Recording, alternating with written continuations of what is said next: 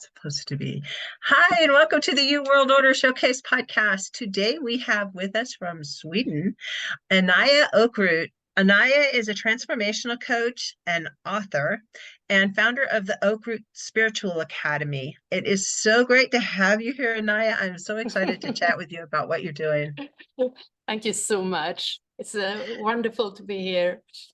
Thank you. So let's start with your name, because we were just chatting about this briefly before we started recording. So how did you come about your name? Because it's different than most people. Yeah. I born Cecilia Oakroot, and it's in English it's Cecilia Oakroot. And I wrote my two first books. They were channeled, and they were so deep, so it deepened my understanding about everything so much. So the consciousness came before I was grown to it myself. So I wrote this book, and I under this name. And when I have written it, I felt, the world will need this book. People will need it in this time. And they were so hard to get out with it. And then I understood that it's me who's standing in the way, because I was still have, lots of identification with my name. So I asked a friend to give me a name, and she is a very good channeler, and she just got it, the name Inaya. And I got a little shocked because I felt, oh, it's so feminine. Maybe I'm not that soft. Maybe it's not really, I can't carry this name. And I felt, how can I say to her that I can't take the name, because she gave it to me and she got it. And then all my dreams tell me what the name would do with me, and then I just surrendered. So it's my way having my name now. That's so beautiful. Do you know what it means? Does it have a... It means she who holds. It's about that. I think it's from the Middle East. So it's, it's from another tradition than mine. And it's also wonderful because it makes me more free. Yeah, and when you put your last name with that, an oak is a very big, strong, powerful tree, and you're rooting down into the ground and you're holding space. It's such a powerful name. Your whole name together is so powerful. Thank you so much.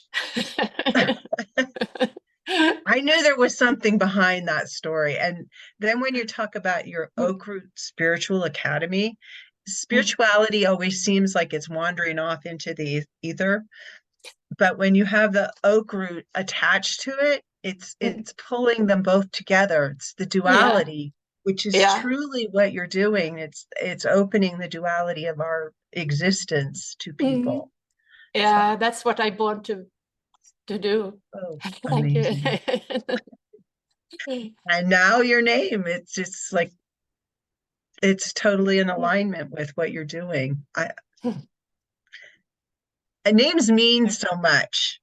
It does. When I meet people, I always ask them if they know what their names mean, and often I'll go and look up names just to see if I can get some inkling into like who they are, because sometimes people don't even know that.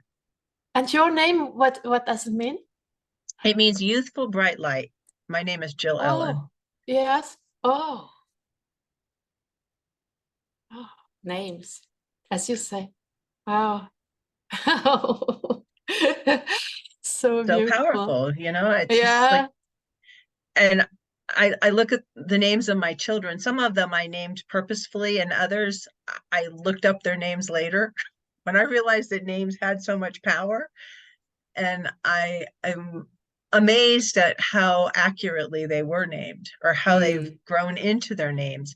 And I think you experienced that you had a name that you were given, but you outgrew it. Or it was loaded. It was loaded with identifications and energies that Mhm. I couldn't come away from. And so it was like a vacuum, living in a vacuum. Yeah. Yeah. So Mm. how do you do what you do? Let's start there. How I do what I'm doing? Well, I am I have several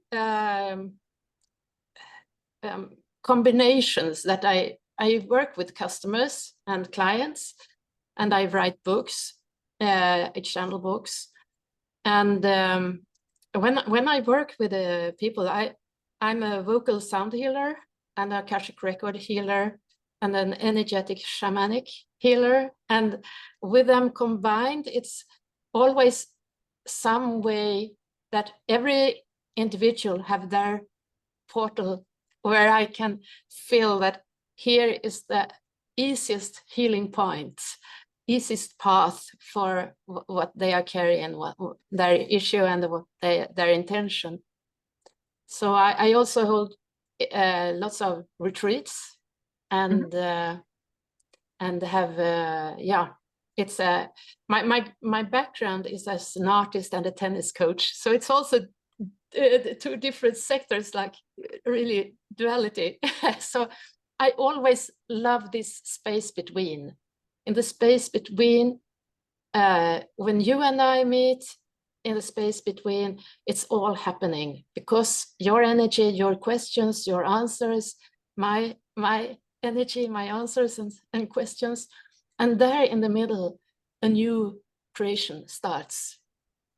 And as a tennis coach, and I worked in a university with entrepreneurship as a consultant, and I found out that it was so much easier to teach tennis through entrepreneurship, and it was so easy to make people understand entrepreneurship with the talking in the terms of tennis, because if you have 2 points, it's like your own worldview comes in the middle and can see how it works in that specific way for you.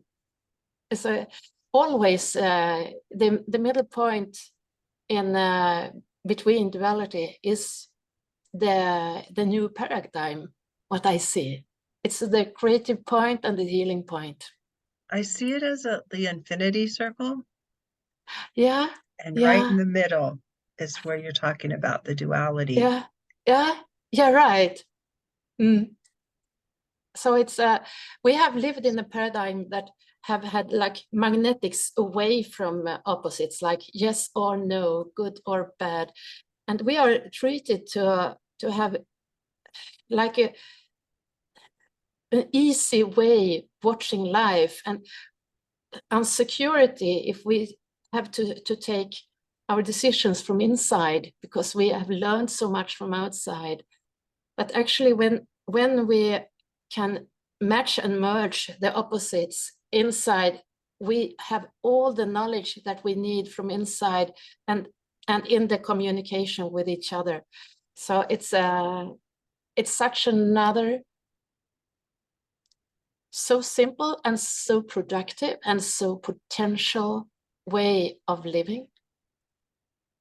And instead of looking outward for solutions, I think you're saying that because we have it inside, if we learn to listen and to sit with what we're feeling and to recognize that we do have feelings attached to things that are going on in our life, or opportunities, or trauma. All of these things are part of the life experience. But it is, and it's a myriad and a sea of emotions, and it's hard to grasp it if we don't have the tools of divine duality.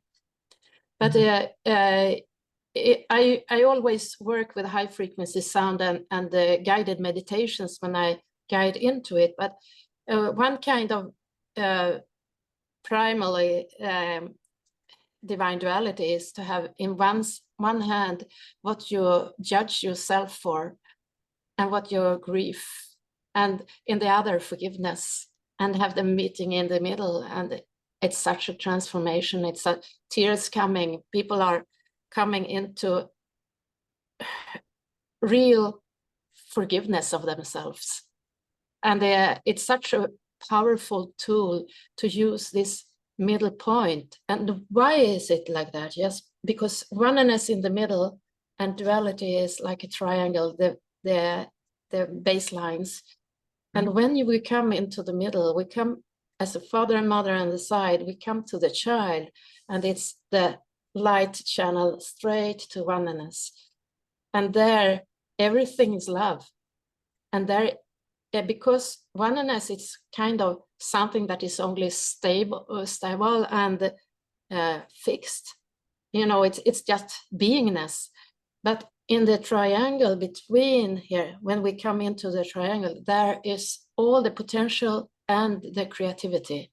And from there, we can start to work on our new path. Wow, that's so beautiful. Yeah, it's because magic. in oneness you exist and you don't. It's just like, yeah, right. Mm. And we have come into duality, and we have like judged duality for being bad, but actually it's just the second paradigm, and now we come to the third, and it's another coin of duality, and it's not at all a bad thing. It's just that we used it as a two polar with magnetism away from each other. yeah, I've never looked at it that way before, but it makes total sense to me. For the longest time, we everything has been polar, you know, one or the other. And in the duality, it's where they meet. It's the blending of the two. Yeah. And so it's such immediate healing. When I have my retreats, and it comes so much, people are changing their life literally, and in such a positive ways, everything, and they get so much help from universe because they work in the flow of all existence, in the unity. So I feel it's magic. It came to me when I was on writing my book, unfolding my latest book, and I just wanted to channel yin yang, what it really is. And instead of this, you know, harmony that we draw in this form, it's exactly like the sun. The sun is, you know, exploding and imploding, and make its own life by that. And the light and the dark do the same. It's it's an infinite act of creation between darkness and light. And there, every intention from us, every thought, every action comes to reality through this energy that is all around us. I'm kind of speechless because I've got all these things going through my head. Like I'm visualizing all of these things that you're saying. They form pictures for me, and it's pretty powerful stuff that you're talking yes, about. It is really the origin of life, that we are creator of.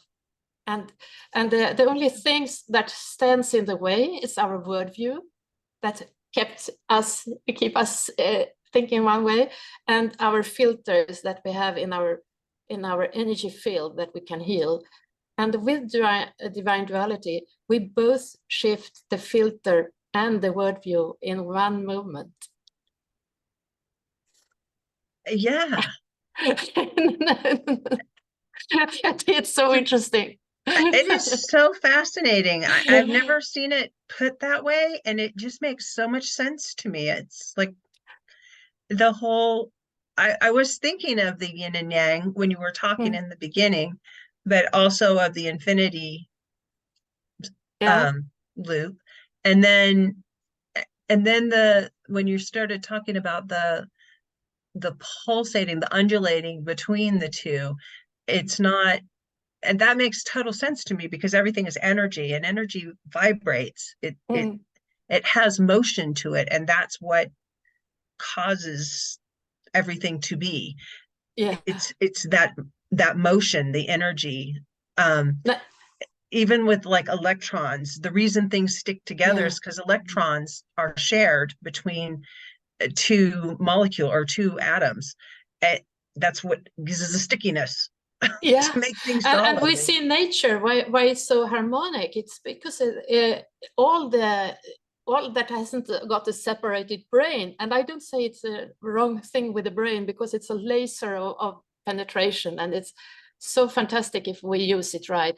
But nature has not as it's not a separated consciousness. So the whole nature lives in ecstasy, in this ecstasy. And it makes noise. You can hear it. Yeah, and that's why it's so harmonious. We love to be in nature, and we heal by nature because it's in ecstasy. Wow. That explains so much.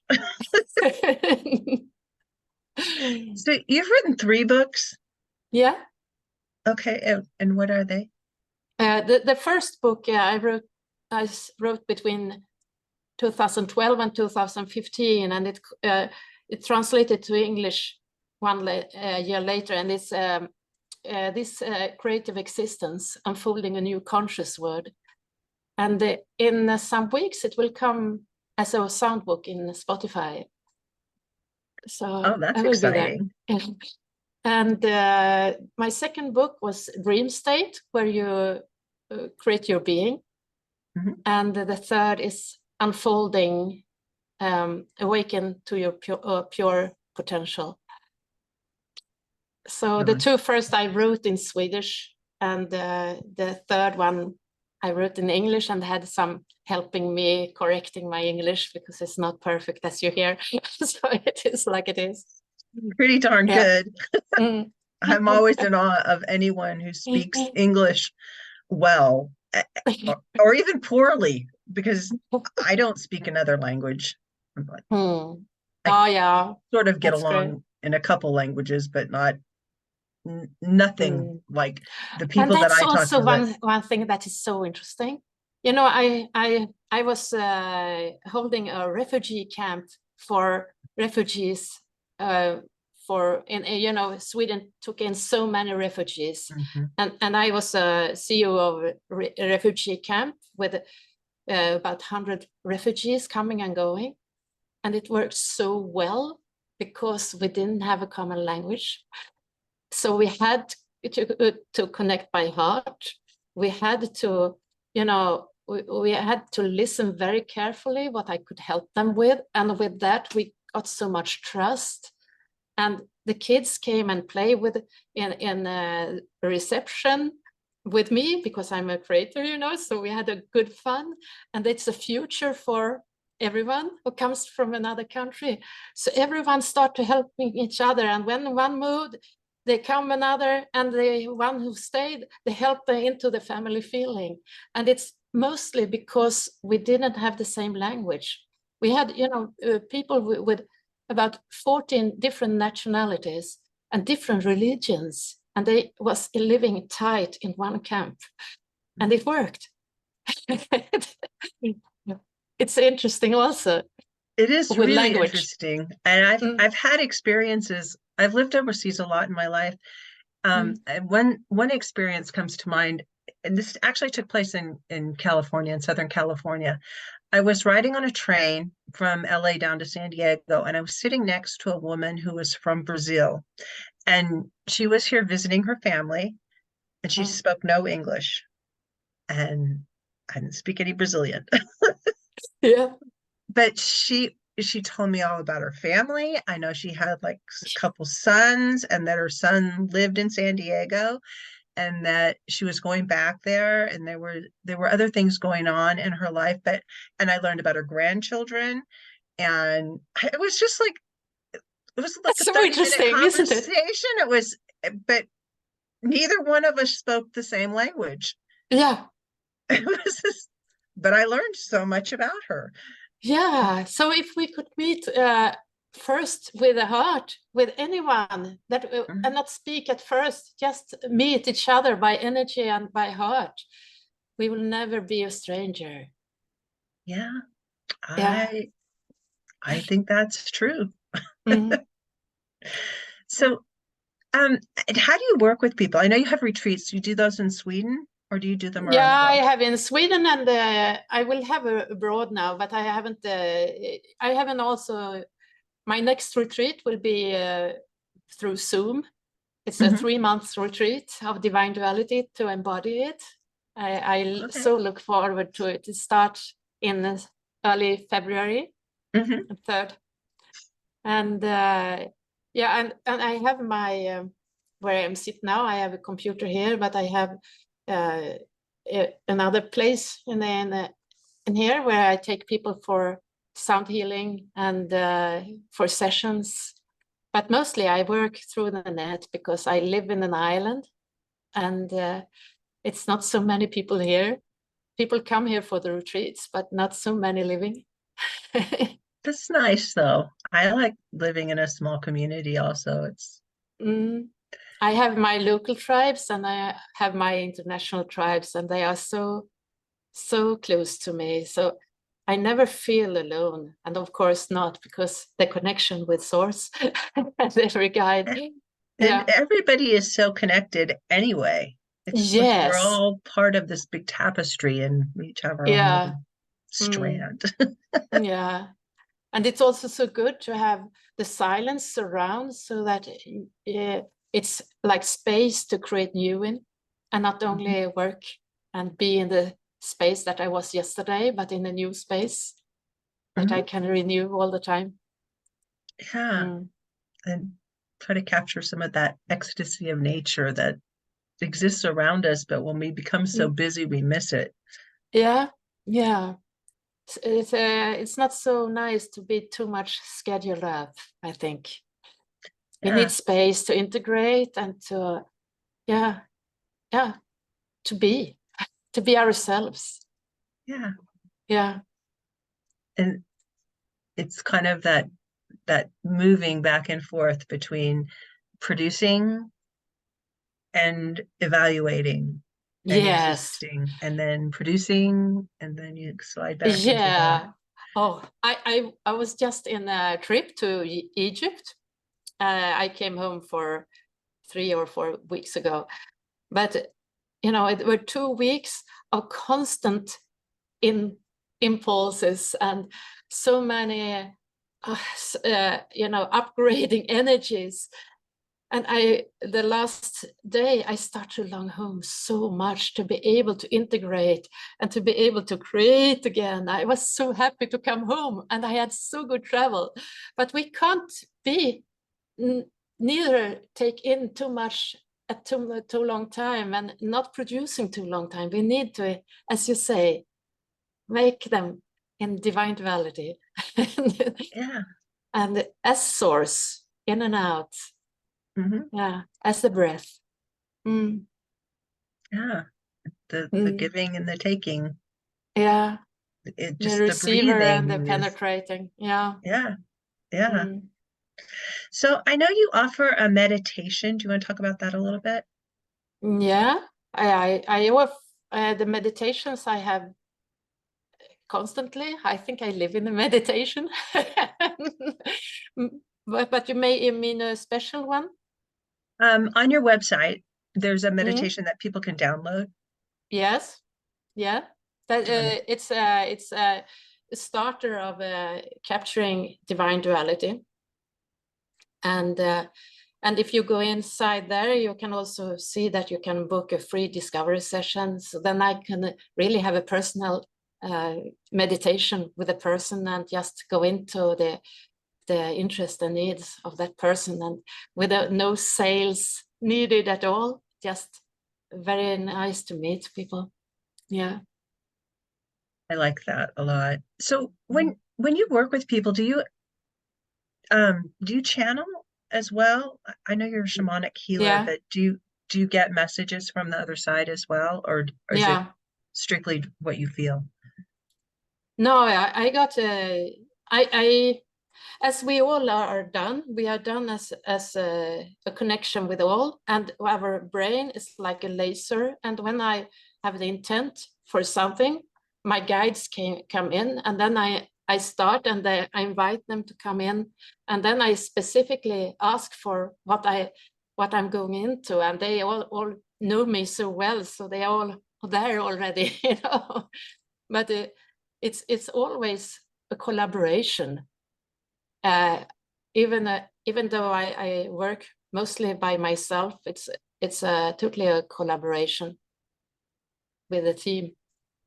And they're the ones that you help you with the book writing. Oh yeah, then it's just channeling. They just come in. I start to write, and the first book it was Jeshua coming in, and he had so good patience. He had been in a human body. It took 3 years.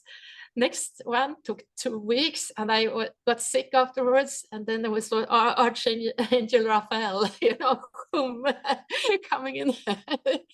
So We're going to get this it, done. No more 3 years for you. no, they don't. It took 3 years because it had to teach me. It teach me level by level. I have to rewrite the book after 1 year, and then rewrite it again after 2 years, and then the third time I was in the right channeling energy and could get it. I didn't understand the power of the heart before. So it was so complicated when we think that we have the monitor of our brain that is so magnificent, but it is, but in another way. And what do you feel about the heart? I'm going to talk about that for a sec. Well, the heart is this the place for our soul, and it's the energetic connection to all that is. So when I have an open heart, I can go into any energy and really have the protection from my energy field, because my energy field gets so thick as a Qigong energy. When I have an expanded heart, the field is so filled with my energy. So the outer world is never threatening or never can do any harm, because the field I have surrounding me is so vivid of my energy, and it's attracting what it's attracting. So the heart, we have 3 intelligences: the body, the heart, and the mind. Because we live in 3D, they are gone separated, because everything is going into fractals. And just going up a little bit in our other dimensions that we also exist, we are totally connected in our higher self. That's why the higher self is so intelligent, because it's not separated into 3 intelligences, but have one. So when we have really, if our field of our heart is opening, that I do with a vertical breath that I teach my clients, the heart is surrounding all the body, and then the body starts to vibrate and the mind is embedded in the field, and then there's the third eye that thinks instead of our polar energy in our hemispheres. And then all the messages from the body enter the brain, and it's in a collaboration. It's fascinating. Yeah, it's so fascinating. And yeah, we know that 90% of the communication between the body and the mind come from the body, and 10% come from the mind. So it's if we have some blockages to the information to the brain goes vividly out there and constructs things that is not right for our body, and not from our heart, and we start to get disconnected. And there is where healing start to take place, to make us come back to understanding who we are and our potential. That makes a lot of sense to me. And just being able to take our minds captive, pay attention to what we're thinking about, kind of starts there, and then paying attention to what your body is doing and saying. Yeah. Because Yes. a lot of times people just go through life and unless something is really wrong and it hurts and they recognize pain, but by that time it's usually there's something else that's been going on that you've been ignoring. Yes, and of course, if we have neglected the heart and our body for a long time, we don't know if we can trust our impulses and our intuition, because so it's a long training to start to trust, because the big thing is start to trust things that comes from inside and don't feel that it's imaginations or wrong for these circumstances, and I can't be like that in the work I have, and everything. That the trust from inside is the hard thing to come to. And especially if we have been good girls and good guys, and follow the rules and listen to others, we have lost so much of ourselves. So the way back is really needed, of this forgiveness and for everything that we feel in our field that we judge, to start to embrace it with divine duality, and our remembrance of who we are start to come back. Yeah. So fascinating. So people can get in touch with you through your website. Is that probably the best way for them to reach out to you? Yeah, it is. And I would love to meet you, all of you who listen or watch. That's awesome. And so what's the one thing you want to leave the audience with today, Anya? That's everyone is good enough. Everyone is divine. We have a divine part and we have a personal part. And let the divine part of you shine, because you will have such a soft life with so much amusement. Follow the joy. Thank you for joining me today. This has been amazing. Oh, thank you so much, for me as well. Thank you, Gil.